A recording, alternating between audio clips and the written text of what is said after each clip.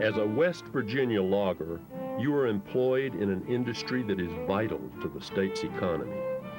At the same time, your job can be very hazardous. This video is dedicated to the memory of loggers who have died on the job.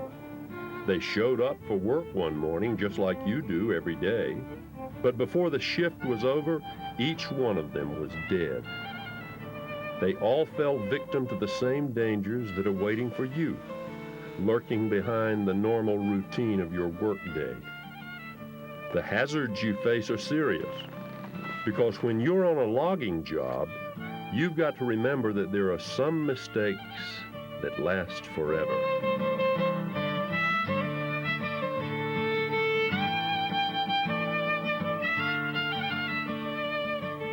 We're going to walk you through some of the hazardous situations that loggers commonly face. We'll offer some advice on how to protect yourself and your co-workers, and maybe most importantly, we'll remind you of the terrible consequences that can come from a brief moment of forgetfulness or from an act of risk-taking. The greatest danger facing the worker, by far, is in the felling of timber. 5 of the 6 West Virginia loggers who die on the job every year die here, within 10 feet of the stump. Be sure to take a long, hard look at the tree and the surroundings before you begin to fell. Look for hazards such as dangerous trees, snags, vines, and dead limbs. Ask yourself, what if? Look over the tree's position, condition, and lean. Be aware of unusual weather conditions, especially strong winds that could affect the accuracy of the felling. Make sure you have a clear fall path and landing zone. And most importantly, establish an escape path. Your escape path should be to the side and away from the direction of the felling. Never retreat directly behind the felling. This diagram shows the safe areas for your escape path. Before making your first cut, double-check to make sure you are at least 2 tree lengths from other workers and machines. Use controlled directional felling, which includes a face notch and a back cut, leaving enough hinge wood. Taking the time to notch and hinge properly makes things more predictable and gives you more time to retreat. Look at it this way. The longer the tree is attached to the stump, the less time it has to hit you. As soon as you make the final cut, retreat along your escape path at least 20 feet and try to position yourself behind another tree.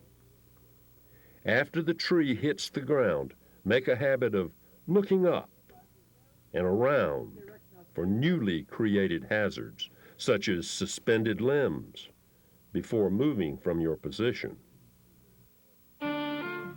If all this seems unnecessary or just too much trouble, consider the case of Tom White, a 42-year-old logger and avid outdoorsman. Tom was struck by a tree that was felled by another logger. The co-worker not only failed to use controlled felling techniques, he also failed to maintain the necessary safe separation distance. The last thing Tom remembers was looking up from the ground and saying, "I think he broke my back. I can't feel my legs." Now, paralyzed from the waist down, Tom patiently waits for a medical breakthrough to allow him to walk again. Well, it changed my whole life. It makes me feel like I'm a burden to my wife, because I can't do nothing. Took away my bow hunting, my fishing, everything. I mean, just turned everything around. And you don't get used to this kind of life, because I've been here almost 3 years and I ain't got used to it yet. It's rough. It's hard. Let this incident serve as a harsh reminder of the hazards you are facing every time you fell a tree. Follow the rules. Don't take chances. And ask your supervisor for help when you need it. That's the way to stay alive.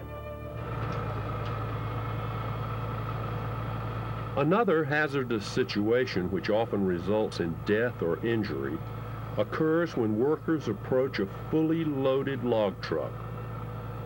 What makes this especially dangerous is the widely accepted practice of stacking the logs higher than the truck's stanchions. Any log on any load stacked higher than the stanchions can kill. Ask yourself if that extra log is really worth the potential consequences of an accident. In addition to this, you should never move a loaded log truck without first binding the load. The loading operation itself can also present hazards. Establish a controlled access zone around loading operations. Allow only workers essential to the operation to be there. Position your logs on the truck to prevent slippage during handling and transport. Remember, when it comes to a loaded truck, assume logs may roll off at any time. This can happen before binding, during binding, or when releasing the load. The importance of these rules can be clearly understood by examining the death of Steve Brown. The owner of a West Virginia logging company, Steve was 46 at the time of the accident. He was struck by a log that rolled off an overloaded truck. Steve and his partner had just finished loading the truck and decided to move it before binding the load. As his partner, George, parked the truck, Steve approached it to begin securing the load. As he did, a log rolled off, pinning him to the ground. George Terry, Steve's partner, will never forget that afternoon. It's not hardly a day goes by I don't think about it. And somebody hollered and told me that Steve was hurt.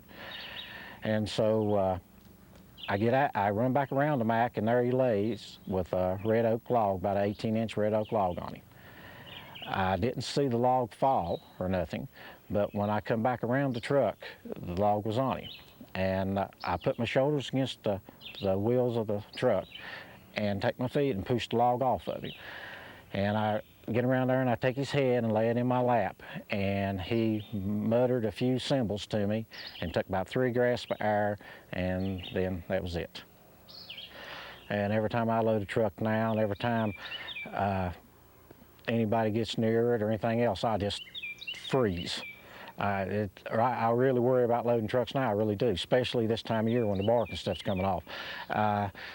My truck driver now, I caution him. I don't know if I do it every load, but I think I do him every load. Please watch them logs, please watch them logs. When you're taking them straps off, step back, look, take your time, don't. And I caution him all the time. Yes, I run scared, if that's what you want to know. Yes, I do.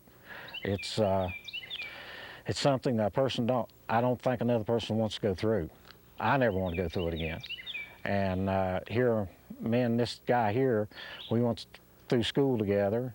And then after high school, I done environmental work for about 12 years, and he done mechanic work for about 12 years. And then back in the 80s, we got together, and then we was together every day, every night. We done everything, and it ain't a day goes by I don't miss him. So, who is responsible for safety?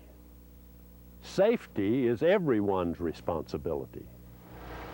As an owner-operator, you have to create a work environment where safety is the most important thing. Implement a safety program that includes frequent and regular job site inspections. Discuss safety with your workers by holding weekly meetings and train your workers so they can help you run a safe site. Provide safety equipment and make sure it's used. And most importantly, supervise your workers from a safety point of view. Adopt a zero tolerance for unsafe behavior and make safe work procedure a condition of employment. Hey, Don, this hang doesn't look too good. As a worker, don't take unnecessary risks. If you're unsure or run into an unfamiliar or particularly hazardous situation, check with your supervisor. Logging is hazardous enough without stacking the cards against yourself. Comply with your company's safety program and work rules. Does this mean I can't? Speak up and participate in safety meetings. No one knows the hazards better than you. Be sure to report unsafe conditions, near misses, and injuries. Correct unsafe conditions within your immediate work area promptly. Remember that it's very important to use and maintain your hard hat, chaps, eye and face protection, and other safety equipment and devices. These tragic stories should serve to remind us that failing to take every possible precaution can lead to serious injury or death. Remember, when you're working on a logging job, some mistakes can last forever.